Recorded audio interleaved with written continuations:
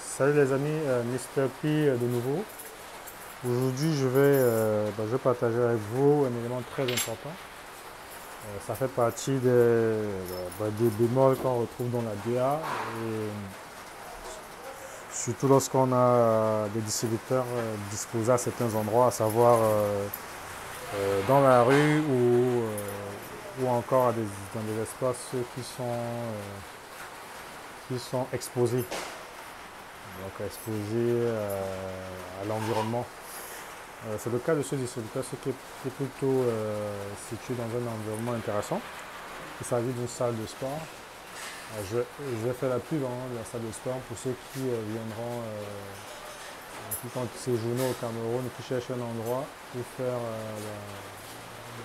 rester en forme.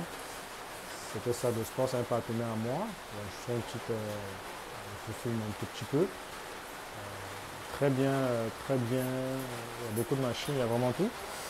Je vais éviter de filmer à l'intérieur parce que je pense qu'il y a du monde. Un système de sécurité et tout ça. Mais bon, c'est pas l'essentiel, c'est que ce distributeur, il est plutôt situé à un endroit intéressant pour moi en termes de chiffres de vente. Là, par exemple, vous voyez, bon, on va dire que vous voyez ce distributeur, bon, ce frigo. Cette dame m'a proposé de fournir un distributeur de boissons fraîches.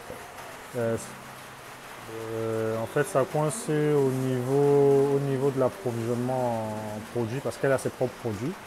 Et pouvoir déposer un distributeur ici et que ça soit achalandé par elle, ça ne m'intéresse pas financièrement. Du coup, elle a fait appel à ce fournisseur-ci, on va dire à ce partenaire. Mais bon, moi, c'est la partie boisson chaude que je souhaite partager avec vous. Un élément qui me gêne énormément et ça impacte sur mon... Bon, cet élément peut vraiment nuire au chiffre d'affaires, au réduire vos ventes.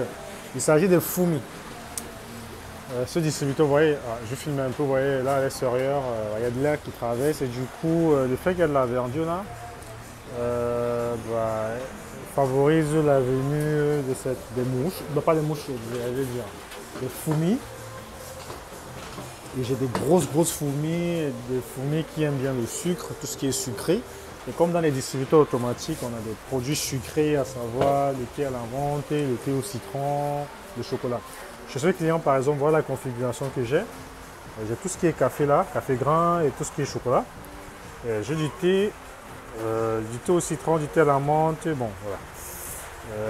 Moi je fais les boissons à 500 francs ici, donc on est dans les 60 centimes.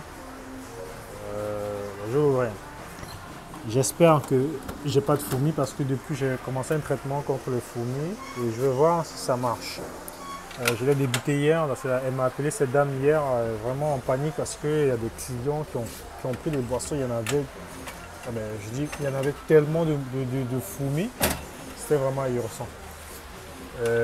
C'était quatre clients de sa salle de sport qui ont essayé de prendre des boissons. Il y avait tellement de fourmis à l'intérieur que je ne sais pas si elle m'a conservé. En tout cas, elle n'a pas conservé les produits, je l'ai versé. Il y avait tellement de fourmis. Voilà. C'est un client avec qui je travaille depuis mes débuts. Et à chaque fois, j'étais confronté à des fourmis. Et bon, je sais pas. Bref, j'ai cet ancien produit que j'avais acheté dans un supermarché. Et bon, là, j'en ai posé un peu de partout. Là, vous voyez, 1, 2, 3, 4. Je pense qu'il y en a mis encore derrière. Là. Un peu de partout. Vous voyez, derrière, il y en a deux. Là. Il y en a un et l'autre au fond. Donc, on va vérifier ensemble si j'ai plus de fourmis. Donc, je ne vois plus, j'aperçois plus. Donc, en fait, c'est pas là qu'ils se cachent les fourmis. Ils se cachent souvent dans les mixeurs, à l'intérieur. On va aller voir après. Là. Et parfois, au niveau du bec du sucre, on va regarder au niveau du bec du sucre pour voir s'ils sont cachés. Ouais. Souvent, ça c'est le bec du sucre.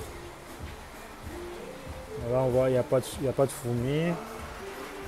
On va aller au niveau des mixeurs pour voir. C'est vrai que c'est pas évident pour vous, mais ils sont souvent à l'intérieur. Je pense pas qu'il y en a là. Mais bon, en général, lorsque j'arrive, donc il n'y en a pas. Parce que hier, j'en ai tué une centaine. J'en ai tué une centaine, j'ai essayé de nettoyer. Parce que mes distributeurs, en général, ils sont très propres. Vous voyez, pour voir l'intérieur, il n'y a pas vraiment de débris. J'aspire, je nettoie. Je lave à chaque fois. Là, je fais une vidange. Donc, je pense qu'il n'y en a pas. J'ai l'impression que ces produits de Carrefour semblent marcher, j'espère. Mais bon, en général, lorsque j'arrive, je fais toujours un lavage. Donc, sur cette machine, si on part en mode programmation, et on lance le lavage. Ah non, j'ai pas mis la clé pour démarrer, pour activer le bouton pour soi de fermeture de la machine. C'est ce bouton, c'est cet élément-ci. Je vais mettre là, tac. Il est censé faire démarrer le distributeur. Voilà, il démarre. Voilà, c'est un Kiko. Les Kiko, c'est les distributeurs avec lesquels j'ai débuté. J'en avais acheté 10 pour environ 40 000 euros, 40 000 euros à l'époque. Hein. J'avais acheté 10 distributeurs. À l'origine, nous, on avait un positionnement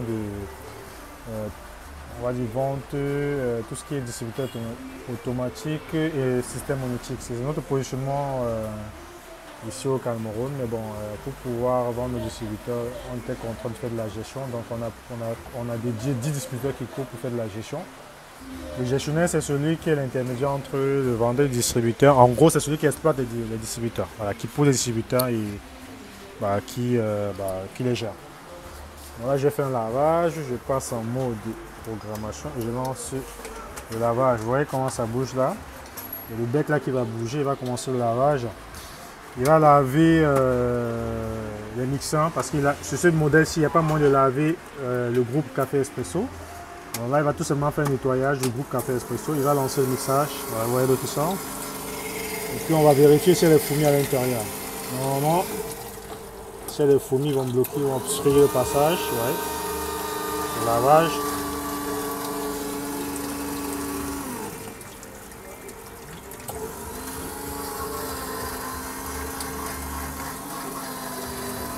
J'ai l'impression que ça marche, les fourmis, j'en vois pas beaucoup. Je vais sortir ça pour voir qu'on regarde s'il y a des fourmis à l'intérieur. Ce matin, je pense que j'avais nettoyé. Là, j'essaie de faire. Bon, il y en a. Ça, c'est les fourmis du matin.